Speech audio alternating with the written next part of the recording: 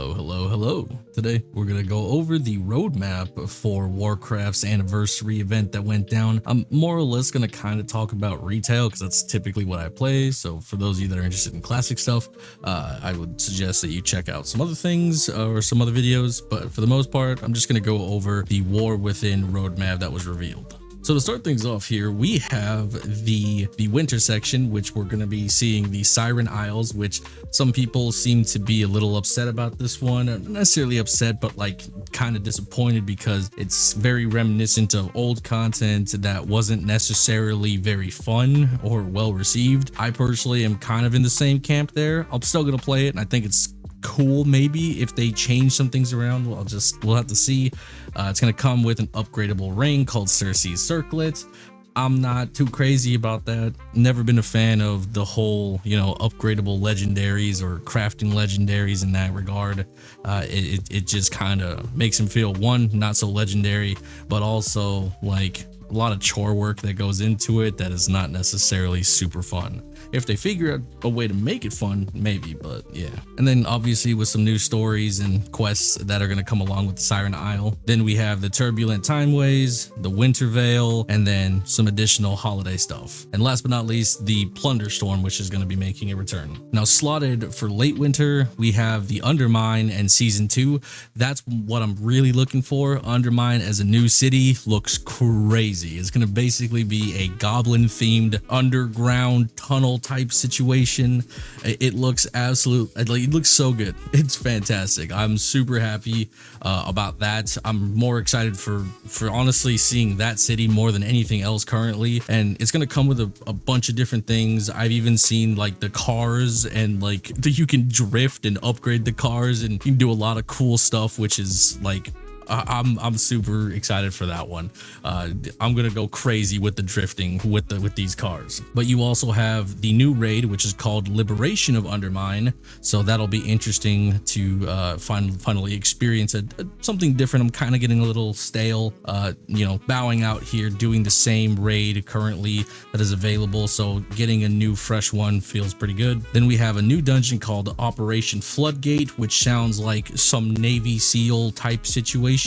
So that's quite the name. We are also going to be seeing the Motherlode make a return, which is going to be one of the legacy dungeons, along with I think 2 other legacy dungeons. That'll be interesting to see what other things they're going to bring out. The Motherlode, I vividly remember this dungeon. I remember running with my brother and my IRL best friend, and we were farming this dungeon, and we got farmed really.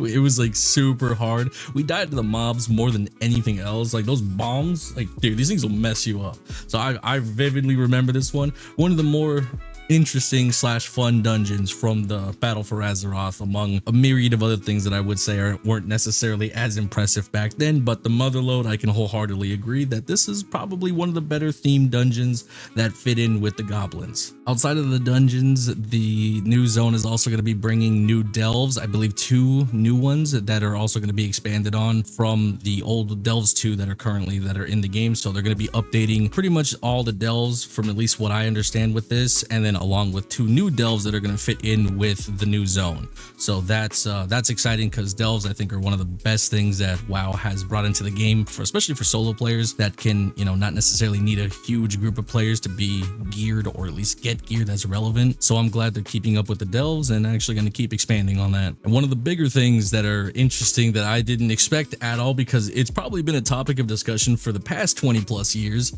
However, it's never been really kind of expanded on or mentioned, but they finally announced player housing, and the little animation with the T2 armor walking it down with Thunder Fury. Like I'm literally wearing that right now. Like, oh, that felt really cool, just to walk it down with the Warrior T2 with Thunder Fury, and I'm like, that's me, baby. That's the boy. Player housing has always been really cool. I've played tons of other MMOs that have player housing, and just having a unique homestead and just kind of your own home in a game where you can just customize things with all the adventure items that you have.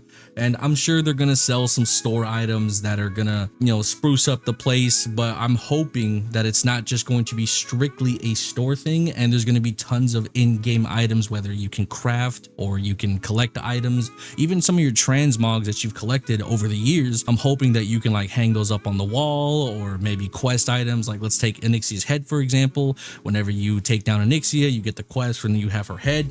Hopefully you can put that on the wall, or I don't know, just things of that nature that you can just customize without having to spend so much money on the store.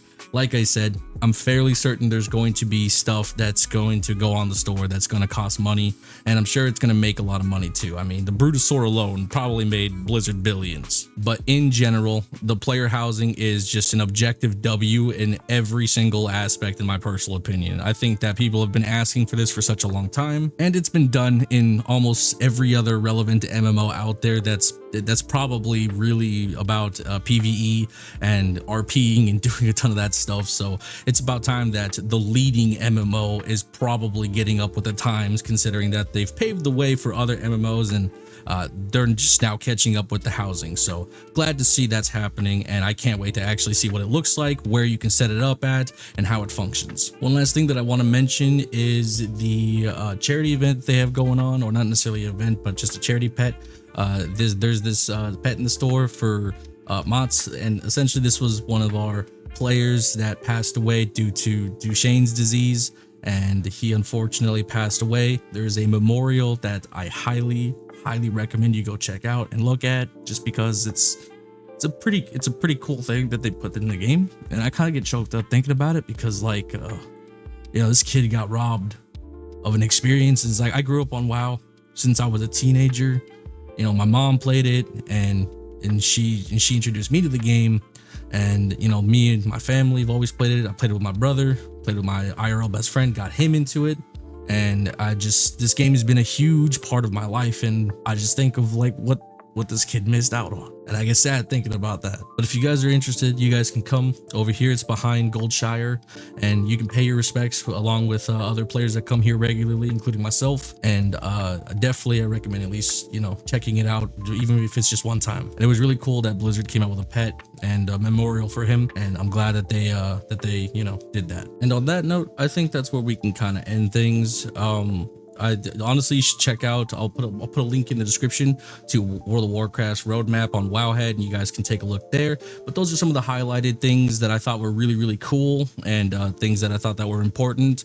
For the most part, I'm looking forward to Undermine. I think that's going to be the absolute coolest part, and I can't wait for that to slide. That's going to be super fun. But yeah, ultimately pretty crazy anniversary event, and one of the best ones that I've experienced in the past 17 years of playing. So yeah, that's pretty cool. But that's it. Hopefully you guys enjoyed the video. If you guys did, leave a like and all that cool stuff, and I'll talk to you guys in the next one. Bye-bye. 閉じ込められ出口もない夜に揺れてこれもない影の街で僕はただ漂ってるだけ